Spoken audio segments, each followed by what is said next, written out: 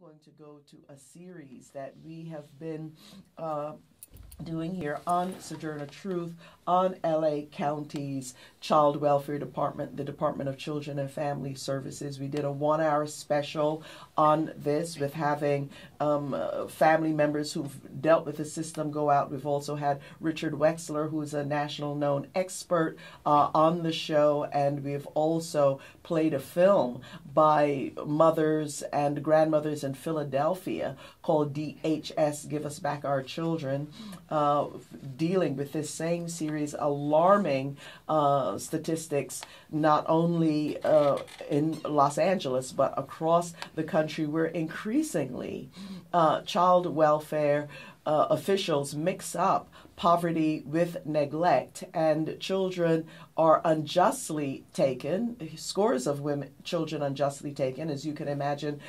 traumatizing these children. Some of them are babies and being placed with strangers on the one hand, and on the other hand, the children that do need protection, who are really being abused, often slip through the cracks. And then you have the Los Angeles Times doing these sensational series about children who were killed as a result of neglect. But definitely the other side of the story is not told. And on the side of the social workers, they say that they are overwhelmed with the numbers of cases, and that indeed every time there's a Los Angeles Times sensationalist story about another child who dies, the numbers of children who are detained, sometimes indiscriminately, increases. And social workers say they just cannot keep up with the burden of cases. And in studio, we would like to welcome Lina Duval. Lina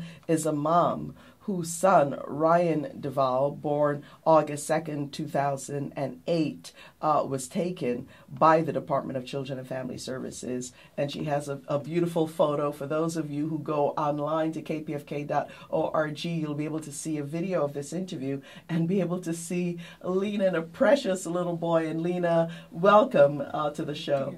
And is that your mom also? That is my mom. Right. My mom is a very loving and very caring grandmother. Right. Of my son. Okay, very good. So, Lina, first, we don't have a lot of time, but first, tell us what happened in your case. Why was your son taken? Since birth, my son had difficulty feeding.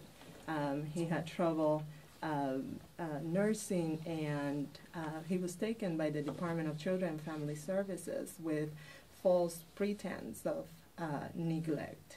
And he was addressed by county physicians who purposely misdiagnosed congenital condition that my son had. So basically, my son had a disability. Mm-hmm. And rather than... That was not properly diagnosed. That was not properly diagnosed. It was, I was told that I had basically decided not to feed my child, or that willful and intentional starvation of a child, which is totally appalling because my son had a lot of fat.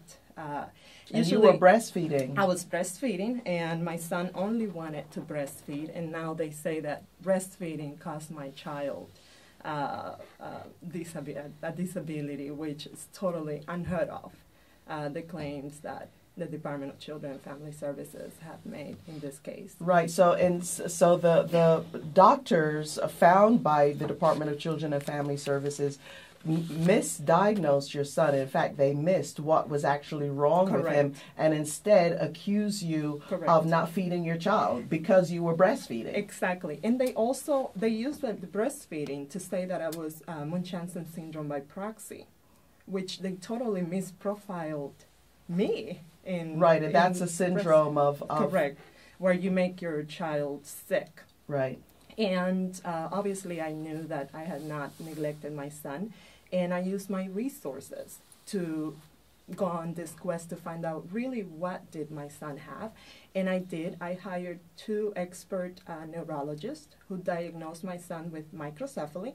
And what is that? Microcephaly is a medical condition that is not caused, in this case, by maternal neglect, but possibly by genetics or a rare syndrome. Microcephaly is a condition in which the circumference of the head is smaller than the normal because of the brain that has not developed properly or it has stopped growing.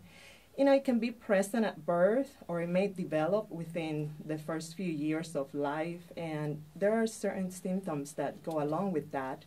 Mental retardation, delayed motor function, speech, facial distortions, short stature, hyperactivity.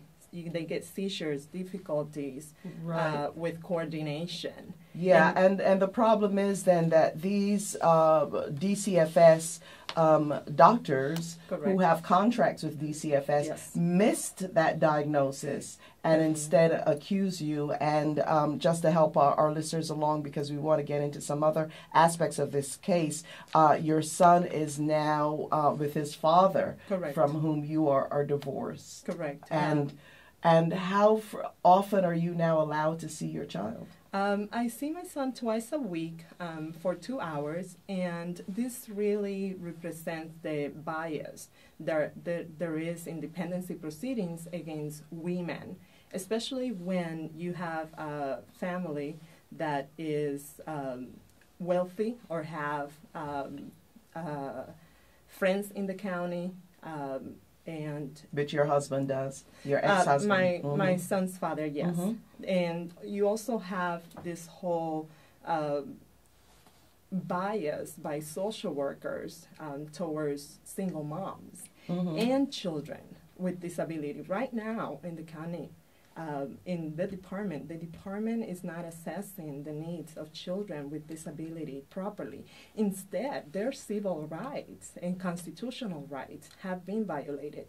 Because I knew I had not neglected my son and the county was lying, I've been able to prove that they violated my civil rights on the basis of both me and my child's disability. Right. One thing I found really shocking in reading about your case is that although experts, some top experts, Correct. diagnosed your child properly, yet when you went into children's court, they paid no attention to what this diagnosis had been and ruled with what the social workers were saying. Well, this is the troubling part, and it needs to be exposed. Children's court, unfortunately, is ruled by the Department of Children and Family Services.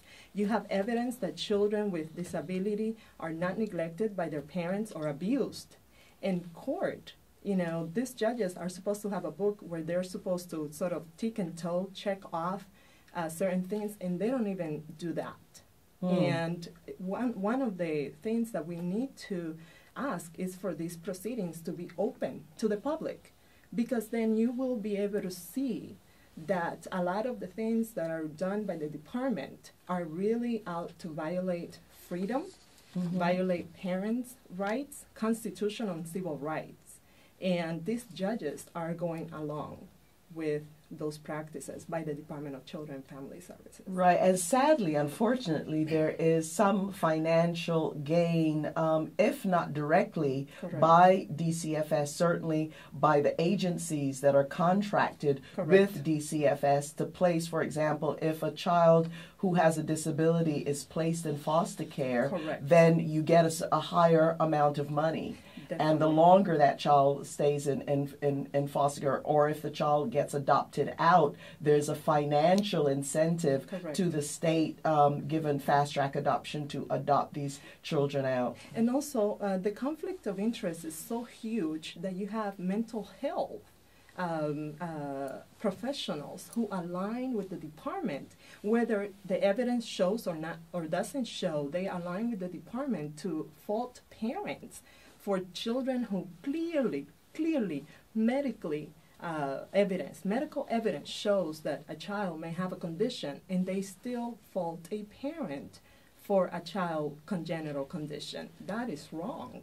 Right, and in the 1 hour special that we did right before the holidays on DCFS, there was a father on talking, saying that their family was reported by a dentist because they wanted, their low income, and they wanted a second opinion. Correct. And they use holistic food, they eat organic, etc., which is very trendy on the West Side or in Beverly Hills. But God forbid you're a parent of color and you're low income, you could have your children taken by DCFS because of that. That's part of my case, because since I was pregnant, I was so sick.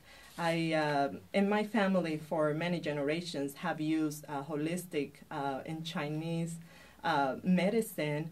I used it for myself while I was pregnant because it was the only thing that made me feel good. I sort of knew that my son had, was coming something, didn't know what it was. And I treated my son. My son had a regular pediatrician, but he also had a holistic doctor. Mm-hmm. And that was used against me. Against you. Amazing. In court. And, it's very expensive to feed your child organic foods and use holistic approach of medicine. And it wasn't that I just decided to use some quack person that didn't know, but this is someone with a certification, and he had a regular pediatrician. I had a midwife, I had a doula when I gave birth, which is not sign of even the poverty or the neglect. That is not a neglect. Yeah, because you were a mom that had some resources, and that's why you've now spent thousands of dollars fighting this case. And where are things right now? Because you're ready to go in for an appeal. Correct. I appealed, waiting for the Department of Children and Family Services to send their response to my appeal. And I'm also taking other steps to advocate for children who have disabilities. I meet with parents who have open cases with the Department of Children and Family Services, sort of as a way of support and sort of guide them. I feel terrible for parents who don't have an education, who don't have the resources, and to go up against the system that really tag along health professionals to say things about you that are not true. I find it to be a real bad public policy choice of judges and the dependency court to go along. Right, and what we're going to do, because we're out of time for this segment, Lina Duval, on the Sojourner Truth Facebook, we're going to put some information up for people who are concerned about this and who want to get some more information. So we'll get some websites, etc., from you, Lina Duval. And when is your appeal hearing? Actually, we never go to a hearing, but we are waiting for the Department of Children and Family Services to respond. To respond to my original appeal. Also, I do have other litigation in terms of my civil rights and the violation of those civil rights. Which you have shown were violated, and there's even been some acknowledgement from the department. Although they're not agreeing to everything that I believe they had violated my rights on, they're agreeing to some, which is, a good start for people to take responsibility and for the system to be able to have reform. Well, Lina Duval, I'm a mom myself. I can't imagine what you and your family has gone through. I mean, I would just be totally frantic, and also the fact that your son is not well and that you are not able to be with him is just heartbreaking. And we wish you all the best, and we're going to continue to follow this story. Thank you. Thank you for inviting me. Thank you. Lina Duval, having a case of her son unjustly detained by the Department of Children and Family Services, and now she's only allowed to see her son twice a week with a monitor after her son was misdiagnosed by doctors in the Department of Children and Family Services. So, Lina Duval, thank you again. Thank you. We are going to take a very short break. Coming up.